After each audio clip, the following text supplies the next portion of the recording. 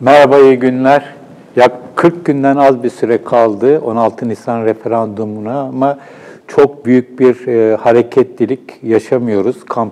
Çok yoğun bir kampanya yaşamıyoruz. 12 Eylül 2010 referandumunu hatırlayacak olursak çok farklı bir durum vardı. O çok daha konuşulan, tartışılan, çok yoğun geçen bir kampanyaydı. Ki oradaki değişiklikler bugün yapılmak istenen değişikliklerle kıyaslanacak olursa çok mütevazi değişikliklerdi. Buna rağmen çok tüm ülkeyi kapsayan topyekün bir tartışma ortamı, kampanya ortamı vardı. Son ana kadar sürmüştü. Ama bugün çok büyük değişiklikler, hatta kimilerine göre rejim ya da sistem değişikliğine neden olacak değişiklikler söz konusu olmasına rağmen Türkiye'de çok fazla bir referandum havasını görmek mümkün değil. Neden acaba böyle? Bu konuda bir takım gözlemlerimi dile getirmek istiyorum. Birincisi, siyasi iktidarın, Adalet ve Kalkınma Partisi'nin ve bugün o tarihte aslında AKP'nindi ama bugün daha çok Recep Tayyip Erdoğan'ın bir projesi söz konusu. Yanında 12 Eylül referandumunda olduğu gibi birbirinden farklı kesimler yok. 12 Eylül referandumunda çok fazla farklı yerden insanlar vardı. Gülen cemaati vardı, bir takım liberal isimler vardı, bazı Kürtler vardı. O referandumda Kürt hareketi de boykot kararı almıştı. Boykot kararı da aslında evetçilerin, yani siyasi iktidarın işini bayağı bir kolaylaştırmıştı. Belirlememişti belki ama kolaylaştırmıştı. Bugün Erdoğan'ın yanında sadece MHP var ve MHP'nin de tamamı yok. Zaten işin en ilginç noktalarından birisi bu. MHP yönetimi var ama MHP'nin tabanında çok ciddi bir şekilde bir hayır eğilimi ve hayır için çalışanlar var. Dolayısıyla burada Adalet ve Kalkınma Partisi'nin ve Tayyip Erdoğan'ın Devlet Bahçeli ve ekibinin dışarıdan pek bir destek alamadığını görüyoruz. Tabii şöyle bir husus var. Son seçimlerde alınan oylara bakıldığı zaman ya da Erdoğan'ın Cumhurbaşkanlığı seçiminde aldığı oya baktığımız zaman kimseye ihtiyacı bile olmadığı söylenebilir. Ama burada şunu çok net bir şekilde söylemek mümkün. Siyasette hiçbir zaman 2+2, daha doğrusu hiçbir zaman demeyelim ama genellikle 2+2 eşittir 4 olmuyor. Bazı durumlarda 4'ün çok üstüne çıkabiliyor bazı birliktelikler. Bazı durumlarda da 4'ün altına düşebiliyor. Örneğin Cumhurbaşkanlığı seçiminde Ekmelettin İhsanoğlu fiyaskosu bunun çok net bir örneğidir. Burada da Adalet ve Kalkınma Partisi'nin bu referanduma MHP ile beraber giriyor olmasının Tayyip Erdoğan'a getirdikleri kadar belki de getirdiklerinden çok daha fazla götürdükleri olduğunu düşünüyorum. Tabii ki şunu kabul etmek lazım. Bunun referanduma götürülebilmesi için MHP milletvekillerinin oylarına ihtiyacı vardı. Dolayısıyla MHP olmadan bu referandum söz konusu olamazdı. Bu bir realite. Ama öte yandan bugün baktığımız zaman MHP ile beraber ve MHP yönetimiyle beraber daha doğrusu bir referandum kampanyası yürütmek söz konusu olduğunda işler fazlasıyla karışıyor. Bunun bir boyutu demin dile getirdiğim MHP'nin içerisinde Bahçeli muhaliflerinin çok aktif bir şekilde bir kampanya yürütüyor olmaları. Bu noktada Meral Akşener en çok öne çıkıyor ama Ümit Özdağ, Sinan Oğan, kısmen Koray Aydın da etkili oluyorlar. Bir diğer husus, dün burada konuk ettik Azmi Karamahmutoğlu'yu, daha önce de MHP İstanbul Milletvekili Atilla Kaya'yı konuk etmiştik. Ülke ocaklarında 80 sonrasında genel başkanlık yapmış olan 10 isim birden ortak bir şekilde bir kampanya yürütüyorlar hayır için. Dolayısıyla ülkücü tabanda çok ciddi bir hayır hareketliliği var. Eğer çok spekülatif olacağının farkındayım ama şunu rahatlıkla söyleyebilirim. MHP parti olarak bu referandumda hayır çizgisinde olsaydı, bütünüyle hayır çizgisinde olsaydı, MHP'den evet'e hatırı sayılır bir şekilde oy yönelebilirdi. Tıpkı Tayyip Erdoğan'ın Cumhurbaşkanı seçildiği seçimde olduğu gibi birçok normalde MHP'ye oy verebilecek olan insanlar Ekmelettin İhsanoğlu gibi bir profilin karşısında kendilerine daha yakın hissettikleri Tayyip Erdoğan'ı seçebilmişlerdi. Burada tabii ki MHP tabanından belli bir miktar oy gelecek ve Devlet Bahçeli ve ekibi bunun için çalışıyor. Ama bir anlamda son seçimlerde iyice kabuğuna çekilmiş olan bir tabanı hayır yolunda çok ciddi bir şekilde aktive etmiş oldu bu referandum süreci ve dolayısıyla MHP içerisindeki hayırcıların çalışmaları MHP-AKP tabanının iç içe olduğu bölgelerdeki Anadolu'da, Karadeniz'de böyle olduğunu biliyoruz. AKP tabanı içerisindeki kararsızları da etkileme ihtimali var. Tabii MHP ile seçime girmenin bir diğer riski Kürt oyları. Bu noktada da sandığa gitmeme ya da şunu söyleyeyim, MHP ile beraber, Bahçeli ile beraber gidilen bu referandumdan Kürt kimliğini sahiplenen kesimlerin evet vermesini beklemek çok gerçekçi olmayacaktır. Muhakkak Kürt seçmenden de belli bir miktar evet gelecektir ama Bahçeli olgusu, Bahçeli ile beraber hareket ediyor olgusu birçok kişiyi itecektir. Hayıra doğru itecektir ya da normalde oy kullanmayı düşünmeyen, yani siyaset olarak bu referandumu kendisi için anlamlı görmeyen bazı Kürt seçmenlerin Bahçeli'nin ittifakın içerisinde yer alması nedeniyle tepkisel olarak hayır vermesini de bekleyebiliriz. Şunu düşünüyorum, bu benim görüşüm. Eğer burada AKP tek başına, Recep Tayyip Erdoğan tek başına bu referanduma gidiyor olsaydı, MHP'yi yanına katmadan gidiyor olsaydı, Kürtlerden belli bir oy alma ihtimali çok yüksekti. Tıpkı genel seçim, Cumhurbaşkanlığı seçimlerinde olduğu gibi. Orada tabii ki Selahattin Demirtaş'a bayağı ciddi bir oy gitti ama Selahattin Demirtaş'ın seçilme ihtimalinin yüksek olmadığını, yani olmadığını daha doğrusu yüksek değil, Cumhurbaşkanlığı seçiminde olmadığını bilen AKP ile HDP arasında tereddütte olan Kürtlerin ciddi bir şekilde Tayyip Erdoğan'a yönelebildiğini görüyoruz. Burada Kürtlerin Türkiye'deki sistemin, mevcut parlamenter sistemin kendilerine bekledikleri hakları belli bir noktaya kadar getirip daha ötesini getirmediği düşüncesiyle başkanlık sisteminin kendileri için daha hayırlı olacağını düşünen Kürtler muhakkak var. Ve bunların içerisinde eğer bir MHP faktörü olmasaydı, bu referandumda başkanlık sistemi için evet verebilecek çok sayıda Kürt olacağını tahmin ediyorum. Ama MHP faktörü bunu çok ciddi bir şekilde etkilemiş durumda. Bugün görüyoruz, siyasi iktidarın elinde çok geniş imkanlar var, devletin imkanları var. Buna karşılık hayır cephesi olarak adlandırılan cephenin imkanları çok kısıtlı ve önlerine çıkartılan değişik yasal engeller var. Tüm bunları görüyoruz. Medya boyutu çok net bir şekilde ortada. Medyada tam bir Tayyip Erdoğan tahakkümü var, siyasi iktidarın tahakkümü var. Onun dışındaki referandum sürecinde evete yanaşmayan, hayırın sesini daha fazla dile getiren medya organlarının genellikle etkisiz, daha az sayı kesime hitap eden yerler olduğunu görüyoruz ya da sosyal medya üzerinden yürüdüğünü görüyoruz. Bu tabii ki teorik olarak siyasi iktidarın lehine gibi görülebilir ama uzun bir süredir bu işi gazeteciliği yapan ve değişik seçim dönemlerinde ana akım diye tabir edilen, artık böyle bir özelliği kalmadı ama yerlerde çalışmış birisi olarak şunu çok net bir şekilde söyleyebilirim. Bu medya tahakkümü, medyanın tamamen kendi kontrolü altında olması artık bir süredir Cumhurbaşkanı Erdoğan'ın aleyhine işliyor. Tabii şöyle bir şey var. benden olsun ne olursa olsun mantığı var.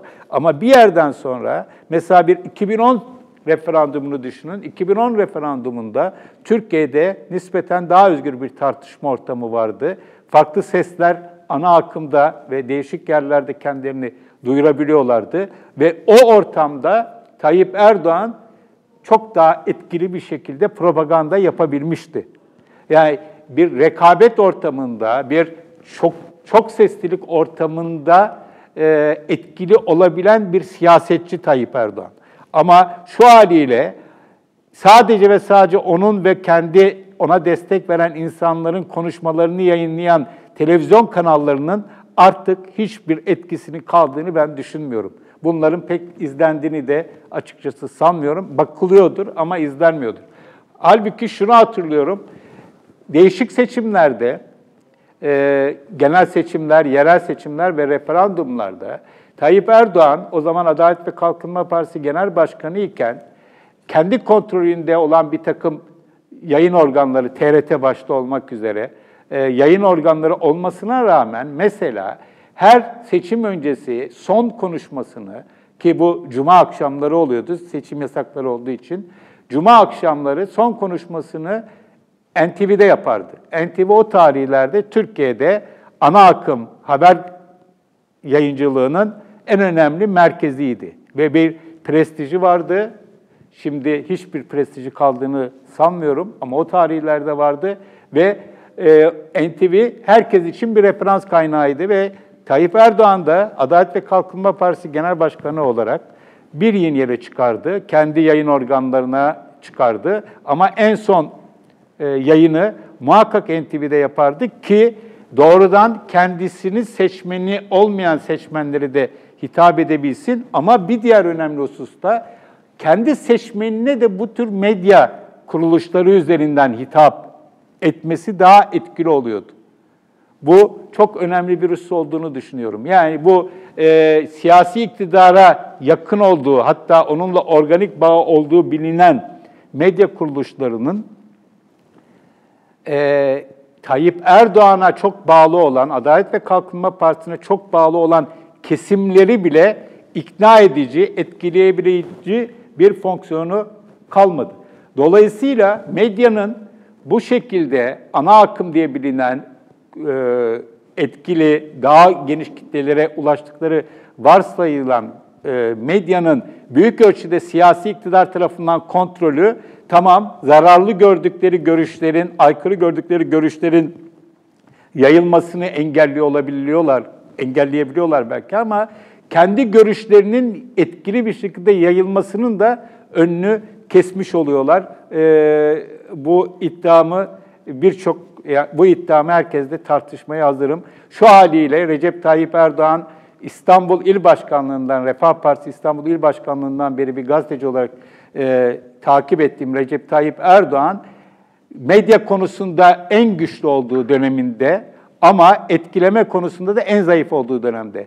Tayyip Erdoğan 94 yerel seçiminde medyaya rağmen kazanmış bir siyasetçiydi ve uzun bir süre bu böyle sürdü. Medyayla mücadele ederek, savaşarak, medyanın kendisine savaş açmasıyla bunu yaptı. Artık böyle bir olay yok. Bir rehavet var. Hiçbir yerden bir saldırı, eleştiri, itiraz etkili bir şekilde gelmediği için de sonuç olarak kendini yeniden üretme konusunda çok ciddi bir kriz yaşıyor Erdoğan ve Erdoğan'ın takipçileri diye düşünüyorum. Bu kampanya boyunca da bunu net bir şekilde görüyoruz. Çok fazla bir şey anlatılmıyor. Bir slogan var, Güçlü Türkiye sloganı var. Prangalarımızdan kurtulalım deniyor. Ancak 15 yıla yakın bir süredir ülkeyi tek başına yöneten ve bu 15 yıla yakın süreyi bir başarı öyküsü olarak anlatan bir hareketin şikayet etmesinin belli bir inandırıcılığı olamıyor. Bir diğer olay da burada önemli bir husus olduğunu düşünüyorum.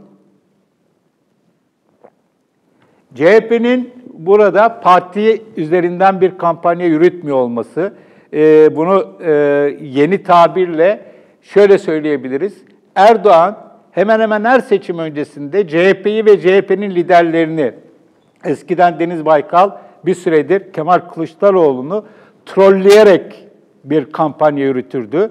Şu anda böyle bir şey yine deniyor. En son işte keçi ve koyun gütme örneği Kılıçdaroğlu için verdi. Ama bunların böyle bir referandumda çok da fazla bir karşılığı olamıyor. Yani böyle bir günah keçisi de şu anda yok. Bir ara ilk başlarda hayırcıların terörizmle, PKK'yla, terörizmle, FETÖ'yle eşleştirilmesi vardı. Bunun da ters tepki yarattığı yolunda genel bir kanı oluştu. Her ne kadar tam vazgeçemeseler bile bunun çok da fazla yürümediği anlaşılıyor. Çünkü görüyoruz PKK'yla savaşmakla bilinen eski askerler, ülkücü hareketin tam merkezinden gelen ülke ocakları başkanları vesairenin olduğu çok karışık, çok farklı kesimden insanların bir araya geldiği bir hayır bloğu var. Aslında bu bir blok değil. Normal şartlarda hayatta hiçbir şekilde yan yana gelemeyecek olan insanlar, kesimler, gruplar bu referandumda hayır etrafında birleştiler. İlginç bir şekilde kimisinin kaygısı ötekisinin kaygısıyla tam taban tabana zıt. Mesela MHP içerisinden gelen, ülkücü hareket içerisinden gelen hayırcılar başkanlık sistemiyle beraber Türkiye'nin bölüneceğini iddia ederlerken böyle bir ihtimalden ya bölüneceğini ya da özellik, Kürtlere özellik verileceği, federasyon kurulacağı gibi iddialar dile getirirken Kürtlerin de önemli bir kesimi bu getirilmek istenen değişime karşı çıkıyor. Hatta MHP'liler aslında Kürtlerin, HDP'nin pazarlık ettiğini vesaire söylemeye çalışıyorlar. Bu aslında Türkiye'nin nasıl ilginç bir yerden geçtiğini gösteriyor. Tekrar şeye gelecek olursak, 12 Eylül 2010 referandumuna baktığımız zaman birbirinden farklı kesimlerin evet de birleştiğini görmüştük ve evet çıkmıştı. Şimdi birbirinden farklı kesimlerin hayır da birleştiğini ama aslında birlikte olmadıklarını söyleye ama hayır noktasında anlaştıklarını görüyoruz. Bu da siyasi iktidarı zor durumda bırakıyor. Her ne kadar şu söylemi çok yapıyor biliyoruz Tayyip Erdoğan ve AKP yöneticileri. Bunlar, şunlar hepsi bize karşı birleşti diye. Ama bu birleşmelerde genellikle terör örgütlerinin adları zikrediliyordu. Ama burada çoğu, hemen hepsi meşru siyasetin aktörleri olan farklı yapıların burada hayır noktasında birleşmiş olduklarını görüyoruz. Şimdi bu referandumda, daha önce bir yayında şunu söylemiştim. Bu referandum şu günlerde yaşanan Türkiye'de bana göre 7 Haziran genel seçimleri öncesi atmosferi yaşıyoruz. 7 Haziran öncesi atmosfer AKP'nin çok büyük bir yenilgisine yol açmıştı. Normal şartlarda eğer 7 Haziran öncesi atmosferin hakimiyeti sürerse buradan evetin çıkmasının çok mümkün olacağını açıkçası düşünmüyorum. Ancak bir de Türkiye'de 1 Kasım öncesi atmosfer var ve 1 Kasım öncesi atmosferin de Türkiye'de tekrar AKP'yi tek başına güçlü bir şekilde iktidara getirdiğini biliyoruz. Buradaki hala yaklaşık 40 gün kaldı, 40 günden az kaldı. Türkiye tekrar 7 Haziran öncesi atmosferden 1 Kasım öncesi atmosfere taşınabilir mi sorusu önemli. Teorik olarak tabii ki bu mümkün. Özellikle terör saldırılarının yeniden başlaması ki Türkiye'de hep var ama bir süredir, uzun bir süredir ciddi terör saldırısını, yani bir yılbaşı gecesi olan büyük IŞİD saldırısından sonra küçük çaplı şeyler oldu ama en önemlisi oydu. O çapta saldırıya tanık olmadık ama pekala olabiliriz. Türkiye maalesef bu anlamda hep kırılgan bir ülke. Böyle bir süreç olabilir ya da Suriye'de ve belki de Irak'ta ama esas olarak Suriye'de yaşanabilecek bir takım hususlar olabilir. Bu noktada da Menbiç konusu vardı. Türkiye Erbap'tan sonra Türk Silahlı Kuvvetleri Menbiç'e yönelme iddiasındaydı. Cumhurbaşkanı Erdoğan bunu dile getirdi ama biliyoruz ki en son Amerika Birleşik Devletleri'nin ve Rusya'nın bir şekilde de Şam'ın devreye girmesiyle beraber Menbiç'te Türk Silahlı Kuvvetleri ile Suriye Demokratik Güçleri'nin karşı karşıya gelmesinin önüne fiziki bariyerler çekilmişe benziyor. Dolayısıyla Menbiç olma ihtimali olmayabilir ama yine de Suriye'de yaşanacak bir takım şeyler Türkiye'deki referanduma doğrudan ya da dolaylı etkisi olabilir. Ama bunların atmosferi kökünden değiştirebilmesi için çok geniş çaplı bir olaylar olması lazım. Buralarda tam Suriye'de bir takım şeyler Amerika Birleşik Devletleri ve Rusya'nın da istediği tarzda değişmekteyken olayı rayından çıkartabilecek geniş kapsamlı değişimlere izin vereceklerini açıkçası pek sanmıyorum. Ama yine de böyle bir ihtimali bir kenara koymakta yarar var. Ama şu haliyle Türkiye'nin bu gidişatıyla siyasi iktidarın tam olarak anlatamadığı bir paket var. Tam olarak anlatamadığı derken şunu söylemek istiyorum. Yani anlatmakta zorlandıkları, insanlara ikna etmekte zorlandıkları bir paket var. Çünkü sonuçta bunun bir tek adam yönetimi olmadığını göstermenin imkanı yok. Yapılabilecek tek şey tek adam yönetiminin iyi bir şey olduğunu anlatmak. Ama bunca yılın iyi kötü parlamenter demokrasi deneyimini bir şekilde genlerinde taşıyan bir ülkenin bu konuda ikna edilmesi en azından bu kadar kısa sürede pek mümkün olamazmış gibi geliyor bana. Evet, 7 Haziran öncesinin atmosferini yaşarken hep 1 Kasım öncesinin atmosferine ki bu konuda İlnur Çevik'in en son yaptığı, sonra işte tevil etmeye çalıştığı açıklamalar var, tweetler var biliyorsunuz ki İlnur Çevik, Cumhurbaşkanı'nın ılımlı varsayılan danışmanlarından birisi olmasına rağmen bunları söyleyebiliyor. Bu tür yani tekrar Türkiye'nin 1 Kasım öncesi atmosferi yaşama ihtimali tabii ki çok ciddi bir ihtimal olarak ve bir endişe kaynağı olarak önümüzde duruyor. Ancak şu haliyle baktığımız zaman toparlayacak olursak 12 Eylül 2010 referandumundaki rahat, kendinden emin Recep Tayyip Erdoğan'ı göremiyoruz. Burada kilit nokta Adalet ve Kalkınma Partisi'ne normal olarak meyilli seçmenin bu referandumda ne yapacağıdır? Bunun içerisinde AKP tabanının içerisinde, potansiyel AKP seçmeninin içerisinde başkanlık sistemini istemeyen, bu haliyle bu sistemi istemeyenlerin olduğunu, bayağı sayıda olduğunu biliyoruz. Zaten hayır çıksa da yönetimin bir şekilde değişmeyeceğini, Cumhurbaşkanı yine aynı Cumhurbaşkanı, iktidar çoğunluğu yine AKP'de olacak, Başbakanı yine Binali Yıldırım olacak. Ama bu kesimlerin çok ciddi bir endişesi var. Çünkü Adalet ve Kalkınma Partisi Türkiye'de yıllardır sistemin dışına itilmiş olan bir kalabalıkları, insanları sistemin merkezine taşıdı ve o merkezin nimetlerinden şöyle ya da böyle bir şekilde yararlanıyorlar ya da yararlandıklarını düşünüyorlar. Bir yaşanabilecek büyük bir kazanın, böyle bir makas değişikliğinin kendilerine nasıl etkileyeceğini, olumlu mu olumsuz mu etkileyeceğini çok kestiremedikleri için ve bu konuda da güvenebilecekleri bir takım isimlerin çıkıp da kendilerine bir önderlik etmemesi nedeniyle bir tereddütleri sürüyor. Galiba yaklaşık 40 gün içerisinde en önemli husus AKP içerisindeki AKP'ye yakın kesimdeki kafası karışık olan insanların nasıl bir tercih yapacakları belirleyecek referandumun sonucunu diyelim.